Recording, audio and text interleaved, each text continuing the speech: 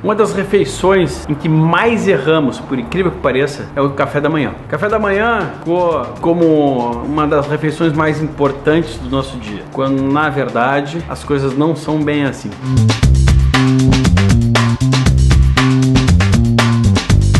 Durante o período da manhã, seria o período mais importante para que o nosso corpo, no momento que acordasse do sono reparador, pudesse se desintoxicar. É o momento de ir ao banheiro, é o momento de fazer uma limpeza de língua, escovação dos dentes, é o momento principalmente de entregar para o corpo, se for o caso de entregar tão cedo, coisas mais simples de serem assimiladas, ou seja, momento de entregar coisas mais líquidas, chás, substâncias mais ricas em fitoquímicos, para ajudar o nosso corpo nesse processo de desintoxicação. Essa história de comer que nem rei no café da manhã gerou aquilo que vemos hoje nos Estados Unidos.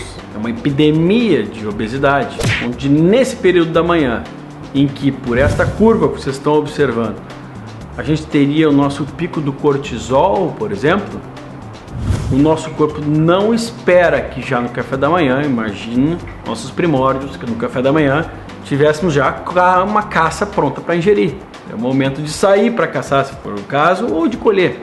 Então, ingerir alimentos muito pesados logo ao acordar não é um bom hábito para a imensa maioria das pessoas. É o momento de deixar que essa curva de cortisol abaixe um pouco, para que nós não tenhamos maior dificuldade em mobilizar o açúcar do sangue. Toda vez que eu tenho um pico de cortisol, eu tenho dificuldade com a insulina, eu crio resistência insulínica temporária, e aí o alimento que entrar, se for rico em açúcar, ele vai ficar circulando pelo nosso sangue mais tempo e nos dificultando as outras funções que, em termos matinais, seriam a excreção, seria o momento da desintoxicação. O café da manhã ideal seria composto com fitoquímicos, ou seja, a água com limão, por exemplo, algum chá rico, e em termos de alimentação, passasse um pouquinho esse período que recém acordamos e que depois disso ingeríssemos mais gorduras boas e proteínas boas, menos carboidrato. Toda vez que entra carboidrato, principalmente se ele for simples, ou seja, ele for fácil de digerir, for rico em açúcar, muito cedo, eu atrapalho as outras funções do meu corpo, inclusive alguns picos hormonais, como é o caso do cortisol. Café da manhã ideal, então, se eu pensar em gorduras boas, em proteínas boas, eu teria o ovo, por exemplo, eu teria abacate, por exemplo, teria algumas frutas de boa qualidade também. Outras frutas que não só o abacate.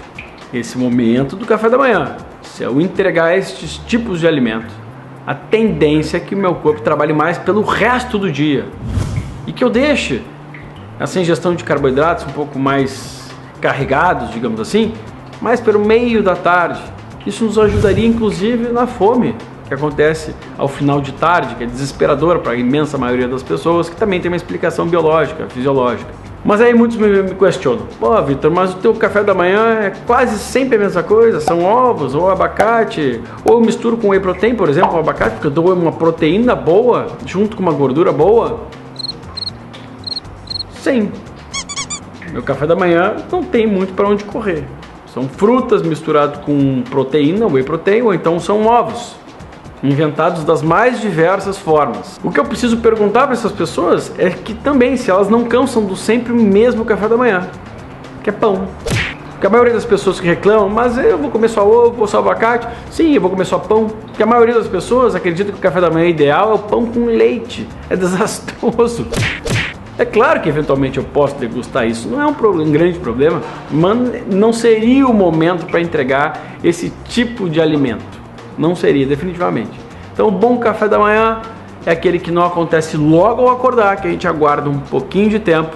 E o bom café da manhã é aquele que nos entrega riqueza em micronutrientes, né? Em termos do que a gente ingere de líquido, e também riqueza de macronutrientes, no que diz respeito a proteínas e gorduras de boa qualidade.